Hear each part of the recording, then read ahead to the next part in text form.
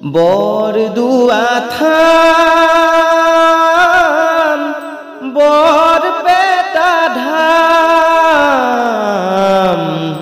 একান্ত ভকতে কৰে কৃষ্ণ গুণনাম। নমস্কাৰ প্ৰিয় দৰ্শকসকল, আজি আমি উপস্থিত আছো মহাপুৰুষ শ্ৰীমন্ত শংকৰদেৱ গুৰুজনাৰ জন্মস্থান বৰদোৱা থানত। মহাপুৰুষজনাই কেনেদৰেনো এই থানতেই তেওঁ ধৰ্ম চৰ্চা কৰিছিল আজি আপোনালোক সকলোকে দেখাবলৈ চেষ্টা কৰিম। ভিডিঅ'টো শেষলৈকে চাই থাকিব বুলি আশা ৰাখিলোঁ। অসমৰ এখন পবিত্ৰ তীৰ্থস্থান বৰদোৱা থান নগাঁও চহৰৰ পৰা প্ৰায় 18 কিলোমিটাৰ নিলগত অৱস্থিত বৰদোৱাৰী সমীপৱৰ্তী আলিপুখুৰীত মহাপুৰুষ শ্ৰীমন্ত শংকৰদেৱ গুৰুজনাৰ জন্ম হৈছিল। অতীজতে ব্ৰহ্মপুত্ৰৰ পাৰৰ এই অঞ্চল বৰদুৱাৰে পৰিপূৰ্ণ জলময় ঠাই আছিল। শ্ৰীমন্ত শংকৰদেৱৰ উপৰিপুৰুষ চণ্ডীবৰে তাত আলি বান্ধি পুখুৰী খান্দি গাঁও পাতি বাস কৰিছিল।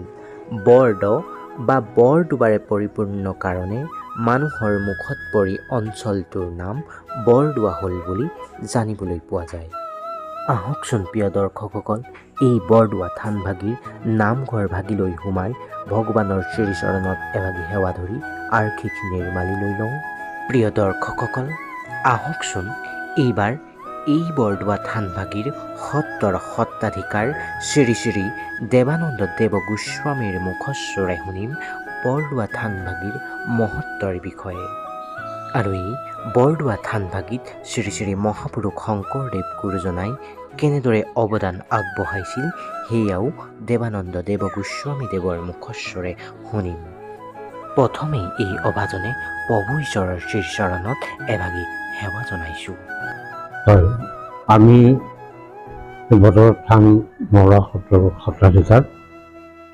শাৰীৰিক অসুস্থতাৰ হেতু আমি সত্ৰ ভাগিলৈ নিজে যাব পৰা নাই। আমি গৃহতে আছোঁ বৰ্তমান। আমাৰ পৰিচয় সেয়াই।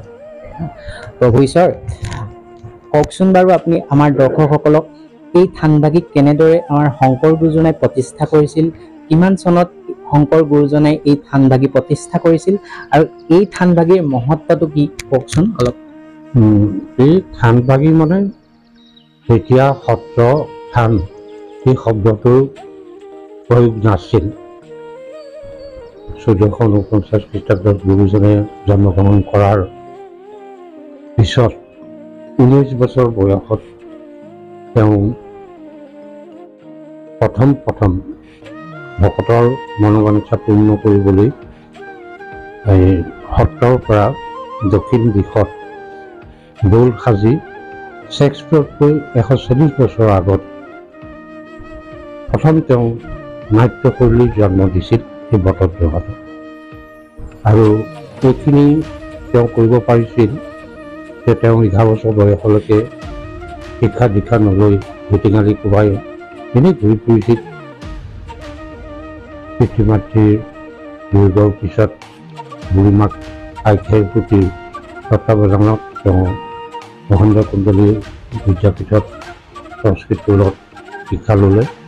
আৰু তেওঁ শিক্ষা যি ল'লে এই শিক্ষাৰ তেওঁ যিটো মানে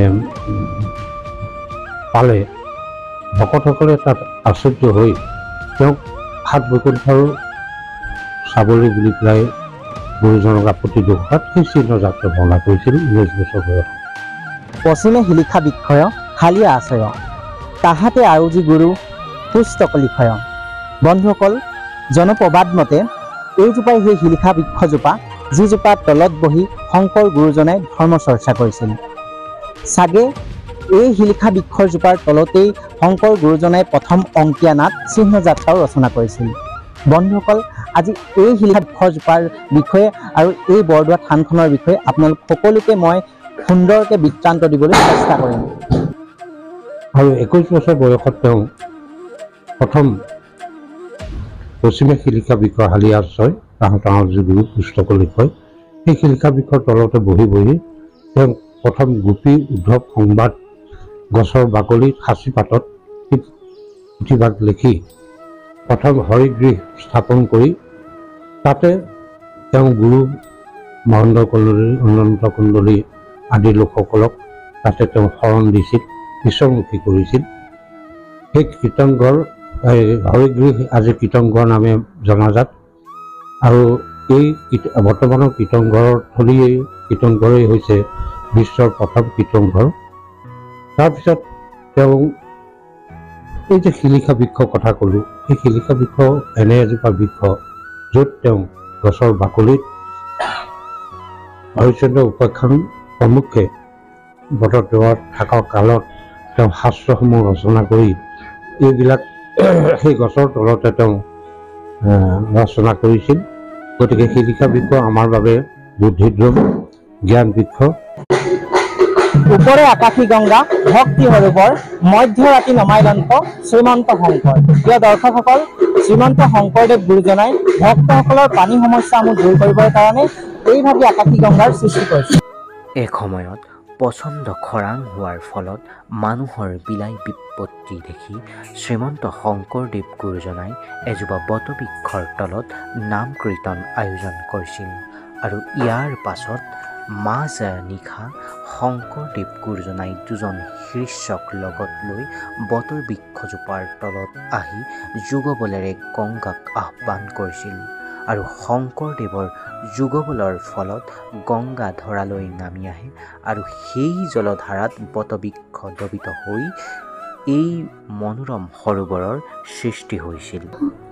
পানীৰ অভাৱ দূৰ কৰিবৰ কাৰণে, খোৱা পানীৰ বিশেষকৈ অভাৱ দূৰ কৰিবৰ কাৰণে গুৰুজনে আকাশৰ পৰা যোগ বলেৰে পৃথিৱীলৈ গংগা নমাই আনিছিল। তেতিয়ালৈকে এই জেগাখিনিৰ নাম আছিল আলি পুখুৰী। আৰু যেতিয়া আকাশৰ পৰা গংগা আহি ভূমিত পৰিছিল, তেতিয়া তাত এজোপা বটগছ আছিল। সেই বটগছজোপাৰ ওপৰত গংগা যেতিয়া পৰিছিল, সেই বটজোপা পানীৰ হেঁচাত তললৈ সোমাই গৈছিল। বটগছ দ্ৰৱি গৈছিল কাৰণে তেতিয়াৰ পৰা এই জেগাখিনিৰ নাম বটদ্ৰৱা হ'ল। পানীৰ অভাৱ দূৰ হ'ল। তাৰপিছতে ইয়াত এটি জান আছে, টেম্বুৱনী জান। এই টেম্বুৱনী জানটোৱে বটদ্ৰৱাৰ যিসকল কৃষক, এইসকলৰ বাৰিষা কালত খেতি বাতি নষ্ট কৰে। আৰু সেই জানৰ পানীয়ে বহুত অসুবিধাৰ সৃষ্টি কৰে। তাক নিৰাকৰণৰ বাবে পুনৰ গুৰুজনৰ ওচৰত আপত্তি দৰ্শোৱাত তেতিয়া গুৰুজনাই ক'লে যে টেম্বুৱনী জানটো আমি অন্য দিশে লৈ যাব পাৰিম, কিন্তু আমাক এগৰাকী সতী তিৰোতা লাগিব। সেই সতী তিৰোতা বিচাৰোঁতে বিচাৰোঁতে শেষত গৈ উচ্চ কুলত সতী তিৰোতা নাপালে, কিন্তু মাছ মাৰি জাল মাৰি মাছ বিক্ৰী কৰি পেলাই এগৰাকী গোহাৰি তিৰোতাৰ হতুৱাই তেওঁ সেই টেম্বুৱনী জানটো বাধা দি সম্পূৰ্ণ 90 ডিগ্ৰী কোণত জানটো বোৱাই দিলে। আৰু তেতিয়াৰ পৰা সেই টেম্বুৱনী জানটোৰ নাম গুচি শান্তি জান হ'ল। আমি নামে গুণে গাওঁ যে শান্তি জান আৰু এই শান্তি জান হাবি কাটি উলিয়ালে বটদ্ৰৱা থান, সেই শান্তি জান।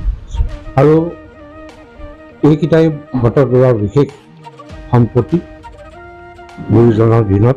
আৰু তেওঁ এই বটদ্ৰৱাৰ পৰাই অসমীয়া জাতিৰ গঢ়িছিল ভাষা, সাহিত্য, সংগীত, নৃত্য, গীত, বাদ্য, অভিনয়, ভাস্কৰ্য, শিল্প সমস্তখিনিৰ আৰম্ভণিটো এই বৰদোৱাৰ পৰাই তেওঁ কৰিছিল। কালক্ৰমত 67 বছৰ বয়সত তেওঁ বটদ্ৰৱা ত্যাগ কৰিবলগীয়া হ'ল এক বিশেষ কাৰণত। বটদ্ৰৱা তেওঁ ত্যাগ কৰি গুচি গ'ল। পুনৰ কোনোদিন তেওঁ বটদ্ৰৱালৈ নাহিল। আৰু তেওঁ ইয়াৰ পৰা গৈ শিঙুৰেদি গৈ গাংমুং, মাজুলী, বেলগুৰি এনেকৈ গৈ গৈ শেষত বৰ্তমানৰ বৰপেটা জিলাৰ পাটবাসীত থাকিল। আৰু পাটবাসীৰ পৰাই গুৰুজনৰ সম্বন্ধ হ'ল কোচ ৰজাৰ নৰনাৰায়ণ চিলাৰায়ৰ লগত। আৰু চিলাৰায়লৈ তেওঁ ভতিজা জীয়েৰ ভুৱনেশ্বৰী বিয়া দি এটা সম্পৰ্ক গঢ়িল। আৰু সেই নৰনাৰায়ণৰ অনুৰোধত আমি 3টা সম্পত্তি পালোঁ। এটা হ'ল হাতীমাৰি ভুৰুঘাট ভৰোৱা, অৰ্থাৎ ভাগৱতখন একে সৰুকৈ যিখন নুনমালা আমি পালোঁ আৰু এটা সম্পদ পালোঁ, সেইটো হ'ল এই আমাৰ যি বৃন্দাবনী বস্ত্ৰ পালোঁ। আৰু নৰনাৰায়ণ ৰজাৰ অনুৰোধতে তেওঁৰ জীৱনৰ শেষ ৰামবিজয় নাটখনো সেই পাটবসীতে থাকি ৰচনা কৰিছিল আৰু কোচ ৰজা তাত এইখন অভিনয় কৰিছিল। যি নহওক, এই বটদ্ৰৱা আজিও গুৰুজনে যদিও বৰদোৱালৈ নাহিল, এই বৰদোৱাৰ প্ৰায় 140 বছৰ কাল হাবিৰ মাজত সোমাই থাকিল। কাৰণ ইয়াৰ জনপদ নাইকিয়া হ'ল, মানুহৰ সমাগম ইয়াত নাই, সকলো বৰদোৱা ত্যাগ কৰি গুচি গ'ল। গুৰুজনৰ পুত্ৰ ৰমানন্দ, ৰামচৰণ, হৰিচৰণ তিনিজন, তাৰ ভিতৰত ৰমানন্দৰ পুত্ৰ হ'ল পুৰুষোত্তম ঠাকুৰ, হৰিচৰণৰ পুত্ৰ হ'ল চতুৰ্ভুজ ঠাকুৰ। পুৰুষোত্তম ঠাকুৰ এতিয়া বৰপেটাৰ ওচৰৰ জনিয়াত সত্ৰ পাতি থাকিল আৰু চতুৰ্ভুজ ঠাকুৰে বৰ্তমান গোৱালপাৰা জিলাৰ বিষ্ণুপুৰত সত্ৰ পাতি থাকিল। আৰু দুয়োগৰাকী তাতে বৈকুণ্ঠ প্ৰয়াণ হয়। দুখৰ কথা যে দুইজন গুৰুৰ বংশ তাতে শেষ হৈছিল, কাৰণ গুৰুজনাৰ নাতি পুৰুষোত্তম চতুৰ্ভুজৰ কোনো পুত্ৰ সন্তান নাছিল। থকাত চতুৰ্ভুজ ঠাকুৰ জীয়াই থাকোঁতেই তেওঁ দেখিলে যে গুৰুৰ বংশ তাতে শেষ হ'ব, গতিকে তেওঁ বায়েক গোবিন্দ প্ৰিয়াৰ এটা পুত্ৰ সন্তান জন্ম হোৱাৰ খবৰ পায়। লগত লগত নাভিচ্ছেদ কৰি এই গুৰুজনাৰ বংশলৈ তুলি ল'লে। তেওঁ হ'ল দামোদৰ আতা। সেই দামোদৰ আতা আৰু তেওঁ উচ্চ মাতৃ আইকনৰ উদ্যান বিষ্ণুপুৰ সত্ৰত আছিল। 1656 খ্ৰীষ্টাব্দত বিষ্ণুপুৰ সত্ৰত মুছলমান আক্ৰমণকাৰী আবু চামাদে সত্ৰত জুই লগাই দিয়াত তেওঁলোকে চিন্তা কৰিলে যে সত্ৰতে যেতিয়া জুই লগাই দিলে, গতিকে আমি ইয়াত থকাটো অনুচিত, গতিকে আমি ইয়াৰ পৰা যাবগৈ লাগে। ক'লৈ যাব? গুৰুমাকৰ মুখেদি শুনা সেই বটদ্ৰৱাৰ গুৰুজনৰ জন্মভূমিৰ কথা তেওঁলোকে শুনিছিল, কিন্তু দেখা পোৱা নাছিল। ব্ৰহ্মপুত্ৰতেই তেওঁলোকে বৰদোৱা বিচাৰি আহি 1656 খ্ৰীষ্টাব্দত বৰদোৱা পুনৰ উদ্ধাৰ কৰিলে।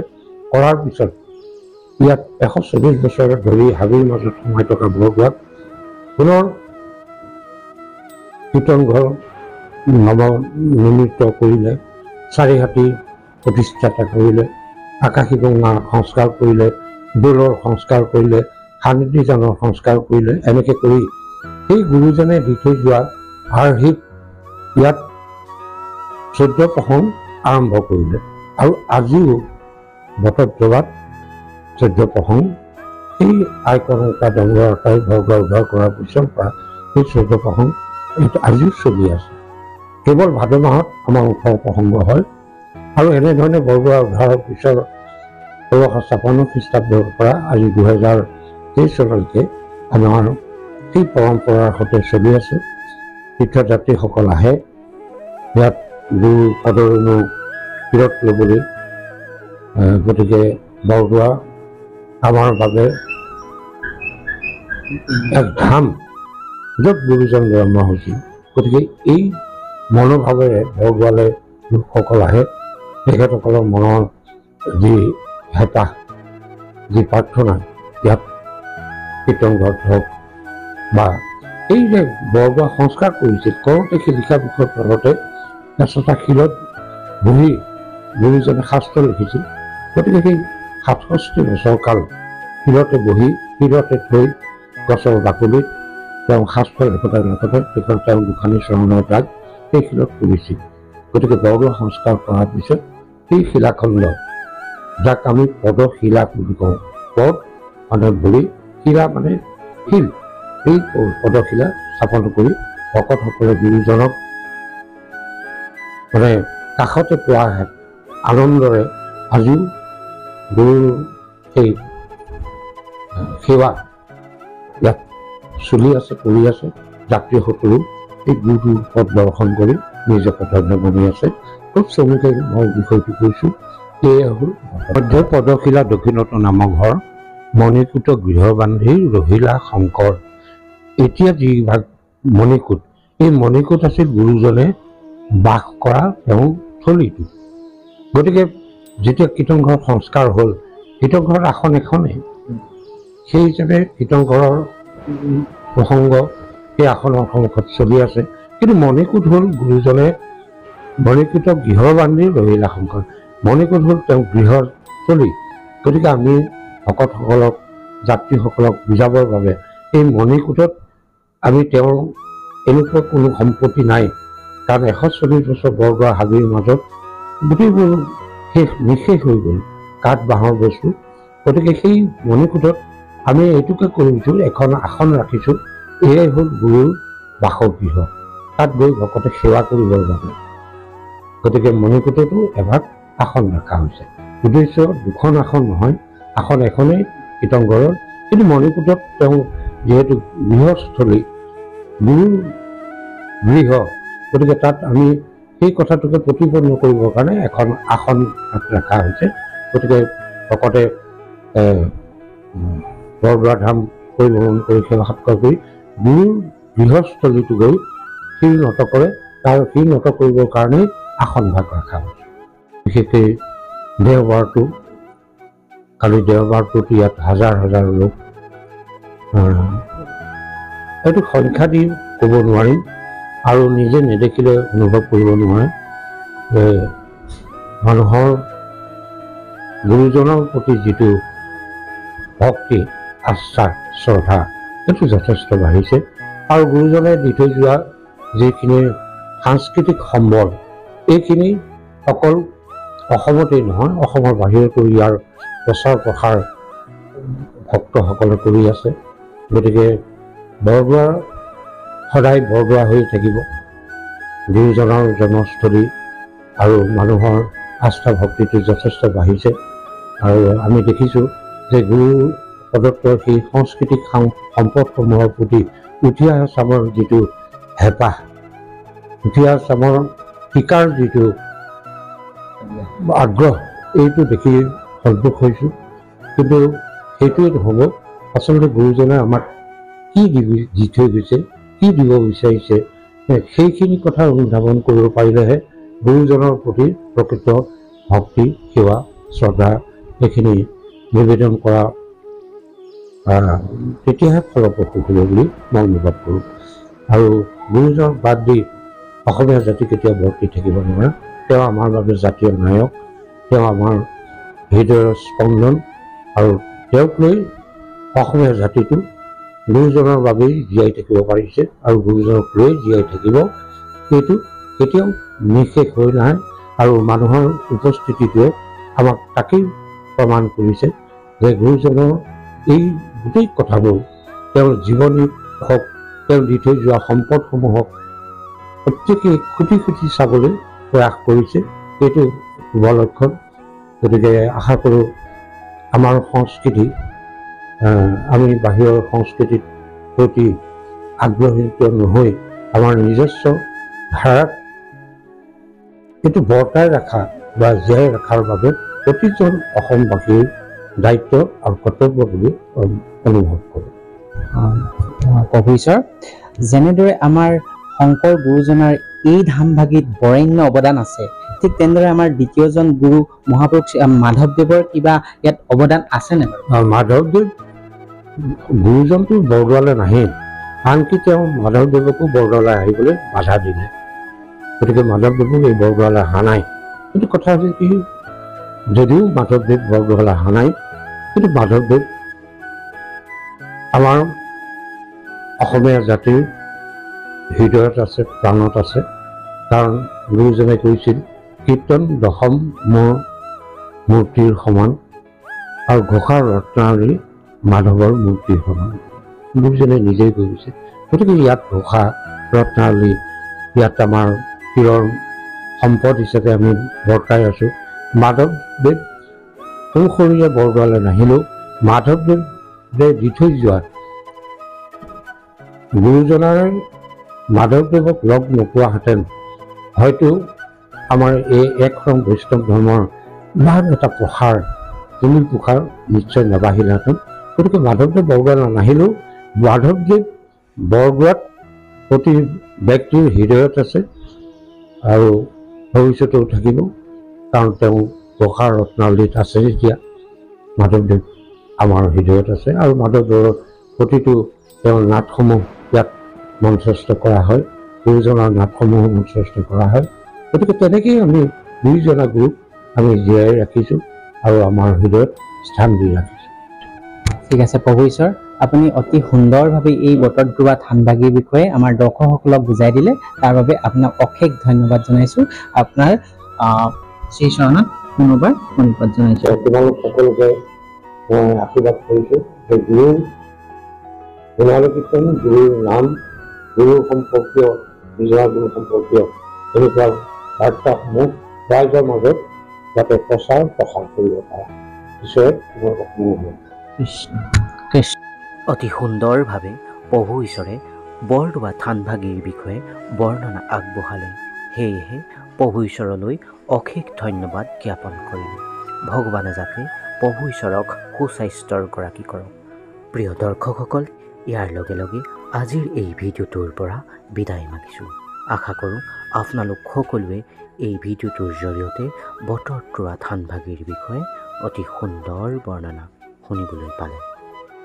গুৰু দুজনাৰ অমৰ সৃষ্টি এক হৰিনাম ধৰ্ম প্ৰত্যেকজন ব্যক্তিৰ হৃদয়ত বিৰাজমান হৈ ৰওক। ভগৱানে সকলোৰে মংগল কৰক, সকলোকে সুমতি দিয়ক।